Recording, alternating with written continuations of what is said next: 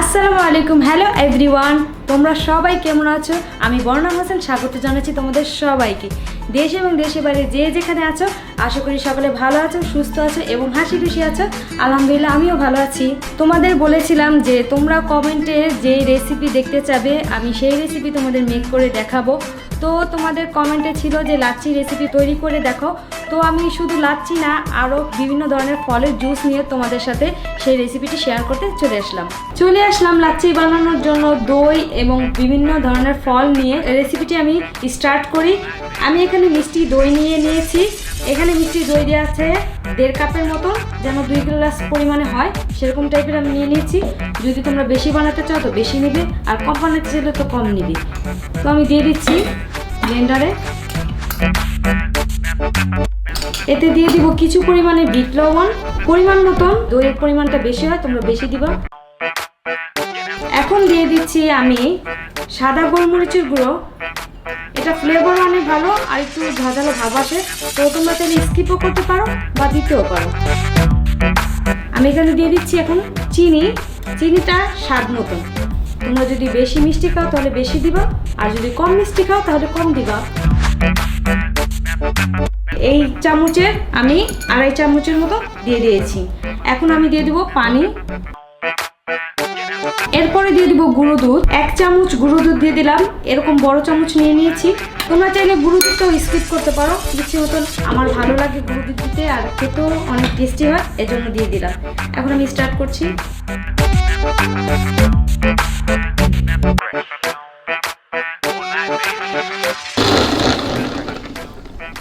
প্রিয় দর্শক, আমার মিষ্টি দইয়ের লাচ্ছিটা তৈরি হয়ে গিয়েছে। নামিয়ে পরিবেশন করে নিচ্ছি। তো আমি প্রথমে কিন্তু ঠান্ডা পানি দিয়েই লাচ্ছিটা তৈরি করে নিয়েছি। আমার তৈরি হয়ে গেল মিষ্টি দইয়ের লাচ্ছি। এখন আমি টক দইয়ের লাচ্ছি তৈরি করে নেব। এখন আমি তৈরি করব টক দইয়ের লাচ্ছি। এখানে টক দই 1.5 কাপ পরিমাণে আছে। তোমরা চাইলে বেশি নিতে পারো বা কম নিতে পারো, তোমাদের ইচ্ছে মতো। এখন দিয়ে দিচ্ছি চিনি 2 চামচ, এরকম বড় চামচের। দিয়ে দিচ্ছি স্বাদ মতন সাদা গোলমরিচের গুঁড়ো, চাইলে স্কিপ করতে পারো। দিয়ে দিচ্ছি বিট লবণ স্বাদ মতো। এখন দিয়ে দিব গুঁড়ো দুধ 1 চামচ। চাইলে তোমরা এটাও স্কিপ করতে পারো, কিন্তু গুঁড়ো দুধ দিলে ভাল লাগে, এই জন্য আমি দিয়ে দিলাম। এখন দিয়ে দিব ঠান্ডা পানি। আমার উপকরণ দেওয়া শেষ। এখন আমি ব্লেন্ড করে নিচ্ছি। তৈরি হয়ে গেছে আমার টক দইয়ের লাচ্ছি। এখন আমি পরিবেশন করে নিব।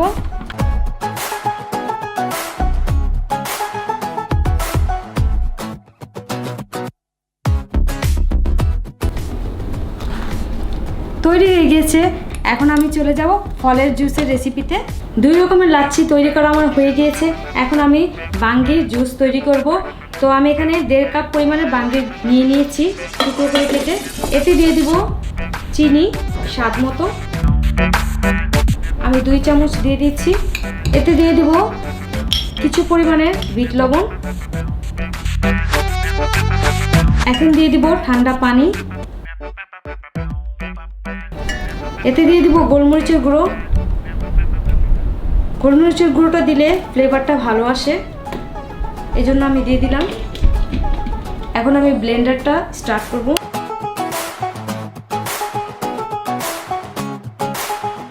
তৈরি হয়ে গেল আমার বাঙ্গি জুসটা। এখন আমি পরিবেশন করে নিব।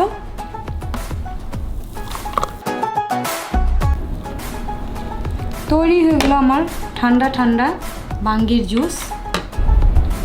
এখন আমি পেঁপের জুসটা তৈরি করে নেব। নিয়ে নিচ্ছি টুকরো করে রাখা পেঁপে, 1.5 কাপ পরিমাণে নিয়ে নিচ্ছি।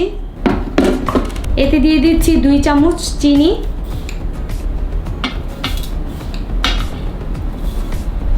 স্বাদ মতন বিট লবণ, স্বাদ মতো সাদা গোলমরিচের গুঁড়ো। দিয়ে দিচ্ছি এখন পানি। পেঁপে সব উপকরণ দেওয়া শেষ। এখন আমি ব্লেন্ড করে নিব।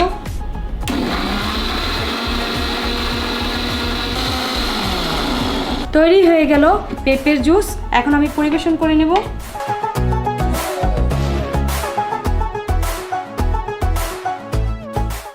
তৈরি হয়ে গেল পেঁপের জুস। এখন আমি কলার জুস তৈরি করে নেব। আমি নিয়ে নিয়েছি 2টো কলা। 2 গ্লাস তৈরি করব, এই জন্য আমি 2টো কলা নিয়ে নিয়েছি। তোমরা যদি বেশি তৈরি করতে চাও তো বেশি করে কলা নিয়ে নিও। এখন দিয়ে দিব চিনি 2 চামচ। এরপর দিয়ে দিব দুধ 1 চামচ পরিমাণ, এরকম। এরপর দিয়ে দিব বিট লবণ স্বাদ মতো।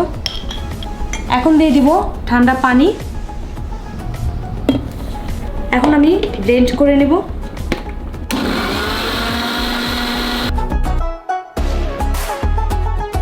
তৈরি হয়ে গেল কলার জুস। এখন আমি পরিবেশন করে নেব।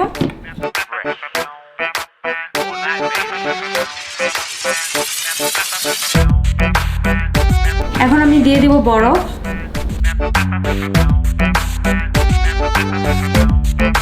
তৈরি হয়ে গেল সুস্বাদু 5টি রেসিপি।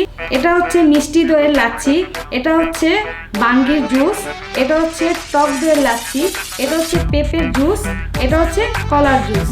তো এই সুস্বাদু জুসগুলো তোমরা যদি বানাতে চাও এই রমজান মাসেই বানিয়ে খেতে পারো, পরিবারের সাথে শেয়ার করতে পারো। এই মজাদার জুসগুলো ট্রাই করে আমাকে জানাতে পারো কমেন্টে যে এই জুসগুলো তোমরা বানিয়েছো কেমন হয়েছে। তো আশা করি এই রেসিপিগুলো তোমাদের কাছে অনেক ভালো লাগবে। আর ভালো লাগলে লাইক, কমেন্ট, শেয়ার ও সাবস্ক্রাইব করতে ভুলবে না। বেল আইকনটি ক্লিক করতে ভুলবে না। তোমরা চাইলে আমার ফেসবুক পেজে ফলো করতে পারো, আমার ইনস্টাগ্রাম আছে সেখানে ফলো করতে পারো। আগামীতে কোন কোন রেসিপি ভিডিও দেখতে চাও অবশ্যই আমাকে কমেন্ট বক্সে লিখে জানাবে। তো আজকের মতো এখান থেকেই বিদায় নিচ্ছি। Tata, take care, have fun, খুদা হাফেজ, আসসালামু আলাইকুম।